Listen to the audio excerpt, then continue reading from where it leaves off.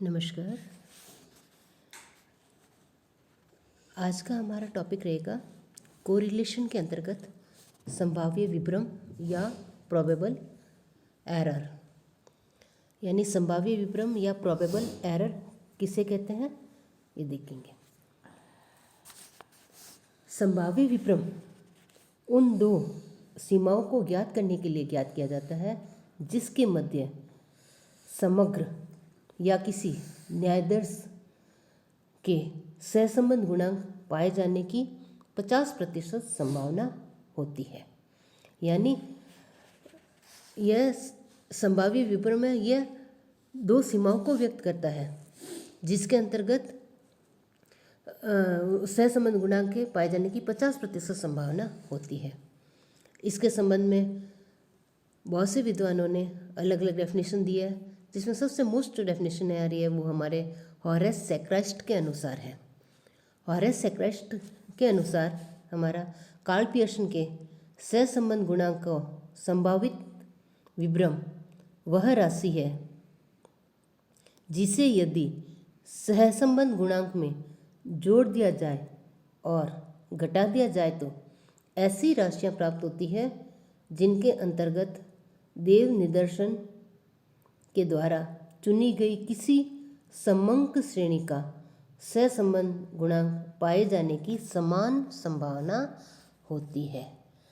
यानी ये कह रहे हैं कि कार्ल पियर्सन के जो सहसंबंध गुणांक है का संभावित विभ्रम, यानी कार्ल पियर्सन के सहसंबंध गुणांक का जो प्रोबेबल एरर है वह राशि है जिसे यदि हम सहसंबंध गुणांक में जोड़ दिया देते हैं या घटा देते हैं तो ऐसी राशियां प्राप्त होती है जिसके अंतर्गत जब हम रैंडमली कोई सैंपल लेते हैं तो उस समंक श्रेणी का सहसंबंध गुणांक पाए जाने की समान संभावना रहती है। इसलिए इसको ज्ञात करने के लिए हम संभाव्य विभ्रम का प्रयोग करते हैं। संभाव्य विभ्रम हमारे आवश्यक क्यों है? यदि हम निदर्शन रीति अत्यंत वैज्ञानिक एवं पक्षपात रहित मानी जाती है, फिर भी जब हम सैंपल लेते हैं तो कुछ न कुछ त्रुटियां रह ही जाती है। तो इन त्रुटियों को ज्ञात करने के लिए या जानने के लिए हम संभाव्य विभ्रम का प्रयोग करते हैं। इसके अलावा संभाव्य विभ्रम इन त्रुटियों से जो परिणाम है उस परिणाम पर हमारा क्या प्रभाव पड़ता है, उस प्रभाव की सीमाएं भी निर्धारित करता है। कार्ल पियर्सन के सहसंबंध गुणांक की जो संभावित विभ्रम की गणना है उसके लिए सूत्र का प्रयोग किया जाता है और ये सूत्र है हमारा PE यानी probable error equal to 0.6745 1 minus R square upon root n, या इसका वैकल्पिक सूत्र भी प्रयोग ले सकते हैं। 0.6745 की जगह हम 2/3 भी काम में ले सकते हैं। 2/3 1 minus R square upon root n, ये आ गया। R हमारा सहसंबंध गुणांक है, n है हमारी जो पदों की संख्या है और PE प्रोबेबल एरर यानी संभाव्य विभ्रम है। अब कहते हैं यहाँ पे 0.6745 क्यों लेते हैं या 2/3 क्यों लेते हैं? इसका कारण यह है जो हमारा नॉर्मल डिस्ट्रीब्यूशन है, प्रसामान्य जो बंटन है उसमें 50% पद है वो हमेशा x बार प्लस माइनस 0.6745 स्टैंडर्ड डेविएशन के विस्तार में ही पाए जाते हैं। इसलिए यहाँ पर हम 0.6745 का प्रयोग करते हैं। अब संभाव्य विभ्रम के उपयोग कौन कौन से हैं? तो सबसे पहला उपयोग है वो है सीमा का निर्धारण। मैंने आपको उसको बताया था कि यदि संभाव्य विभ्रम को सहसंबंध में से घटा दें और जोड़ देते हैं तो इसमें जो सीमा है, जो हमारी दो सीमाएं जो प्राप्त होगी अधर सीमा और अपर सीमा, इसके बीच में सहसंबंध गुणांक पाए जाने की संभावना समान समान पाई जाती है। यानी सहसंबंध गुणांक की जो संभाव्य सीमाएं हैं वो R प्लस माइनस PE के बराबर मानी जाती है। अर्थात यह सहसंबंध गुणांक की ऊपरी और निचली सीमा को निर्धारित करता है, जिसके अंतर्गत हमारा सहसंबंध गुणांक जो देव निर्देशन रीति के द्वारा हम चुनते हैं उसका सहसंबंध गुणांक पाए जाने की संभावना बनी रहती है। दूसरा उपयोग है हमारा सहसंबंध गुणांक का निर्वचन, यानी प्रोबेबल एरर है वो सहसंबंध गुणांक का निर्वचन किस तरह से करता है। यदि ये मात्रा पर आधारित होता है, यदि दो समंक मानों का सहसंबंध गुणांक +1 और -1 के मध्य होना चाहिए, यदि जो सहसंबंध गुणांक 0 है तो हम ये मानेंगे कि हमारा इसमें दो श्रेणियों में सहसंबंध का अभाव है। यदि सहसंबंध गुणांक +-1 के बीच की कोई संख्या है तो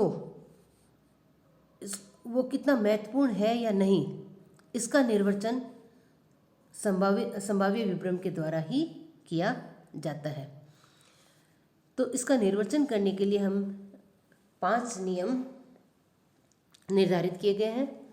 उन नियमों के आधार पर हम ये देखते हैं कि जो संभाव्य विभ्रम है वो महत्वपूर्ण है या नहीं है। तो पहला हमारा जो नियम है वो यह है कि यदि सहसंबंध गुणांक प्रोबेबल एरर से कम है तो यह सिद्ध होता है कि इन पदमालाओं में कोई सहसंबंध नहीं है, यानी यहाँ पर सहसंबंध का अभाव है। यदि सहसंबंध गुणांक प्रोबेबल एरर के 6 गुना से अधिक है तो हम ये कहेंगे कि दोनों श्रेणियों में सहसंबंध निश्चित रूप से विद्यमान है और यह बहुत ही सार्थक और अर्थपूर्ण है। यदि सहसंबंध गुणांक प्रोबेबल एरर के 6 गुने से जितना अधिक होगा ये उतना ही सार्थक और महत्वपूर्ण माना जाएगा। यदि सहसंबंध गुणांक प्रोबेबल एरर के 3 गुणे से अधिक है लेकिन 6 गुणे से कम है तो सहसंबंध तो विद्यमान होगा लेकिन उसको सार्थक नहीं मानेंगे। सार्थक तभी होगा जब वो कोई सहसंबंध गुणांक प्रोबेबल एरर के 6 गुणे से अधिक हो।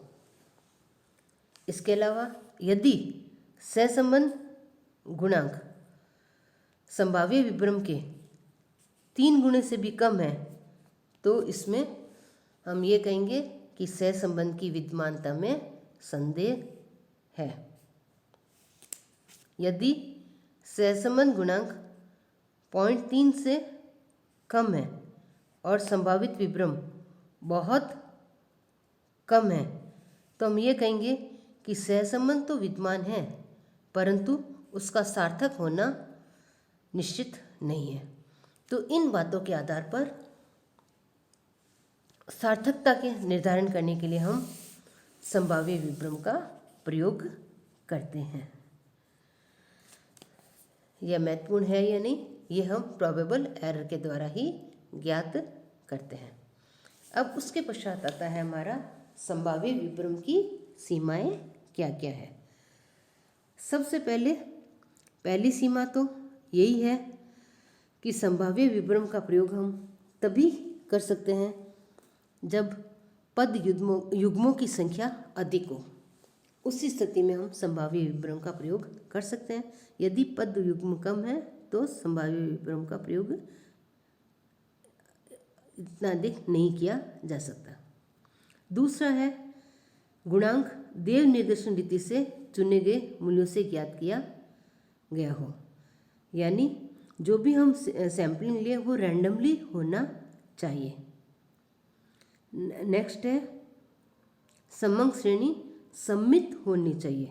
यदि श्रेणी असम्मित है तो उसमें हम संभाव्य विभ्रम की गणना नहीं कर सकते।